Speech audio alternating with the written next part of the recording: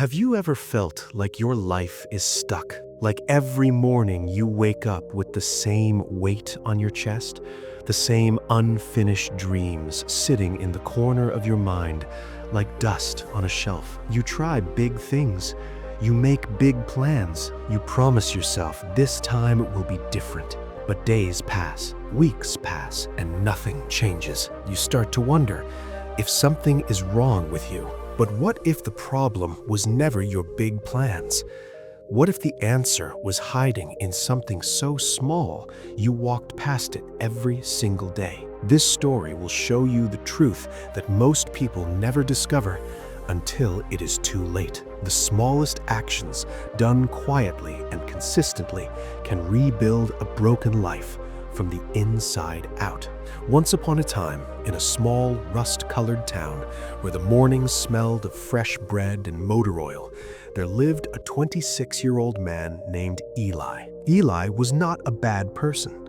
He was smart, even funny when he felt like it. But he had one problem that followed him everywhere, like a shadow. He could never finish what he started. He had started a business plan 3 times and never passed page 2. He had signed up for an online course and watched exactly 1 video. He had told his mother he would fix her leaking kitchen sink for 4 months. It still leaked. Every night, Eli sat in his small apartment with the television on and the lights low, scrolling his phone, feeling a quiet shame he could not name. He was tired of being someone who wanted things, but never became anything.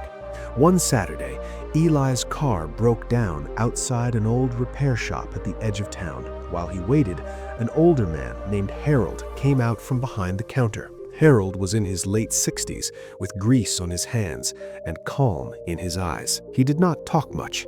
He just handed Eli a glass of water and went back to work. Eli watched him.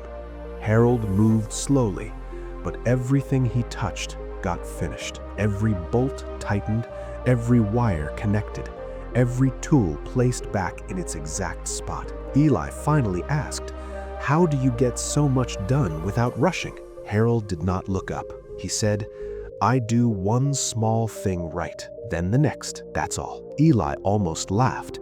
"That sounded too simple." He said, "But I have big goals. I need big changes." Harold set down his wrench and looked at Eli quietly. He pointed to a thick rope hanging on the wall. "You see that rope? Every strand in it is weak alone, but twisted together, they hold a truck. Your days are like that. One small act means nothing, but every day, stacked together, they hold your whole life." Eli stared at the rope. He did not say anything. Something moved inside him, but he pushed it away. He was not ready yet. He went home and did what he always did, nothing. 2 more weeks passed. One morning he woke up and his phone showed a message from his mother. She had paid someone to fix the sink herself. Eli sat on the edge of his bed and felt something crack open in his chest. Not anger, something quieter, shame. The real kind. The kind that comes when you realize the people who love you have stopped waiting. He sat there for a long time. Then he got up. He made his bed. That was all, just the bed. But he made it slowly, and he made it well. The next morning, he made it again. Then he added one thing. He read 5 pages of a book before breakfast. Not 50, 5. The morning after that, he wrote 1 paragraph of his business plan. Just 1. It felt almost embarrassingly small, but he did not stop.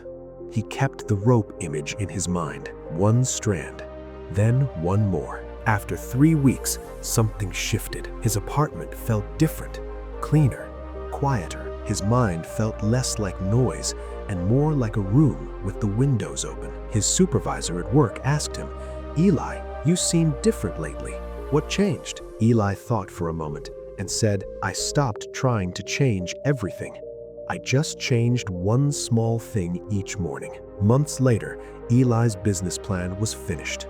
Not perfect, but real. He visited Harold to tell him. Harold listened, nodded once, and went back to work. That was enough. Maybe you have been trying to change your whole life at once and wondering why nothing sticks. That's the wrong door. The right door is small, almost embarrassingly small. Pick one thing. Do it tomorrow morning. just one. Not because it will change everything immediately, but because it will change you slowly, the way water shapes stone. Not with force, with patience, with return. The life you want is not built in one great moment. It's built in 1,000 quiet ones that nobody sees but you. If this story touched your heart, please like, share, and subscribe to Quiet Wisdom Stories. A new story is waiting for you.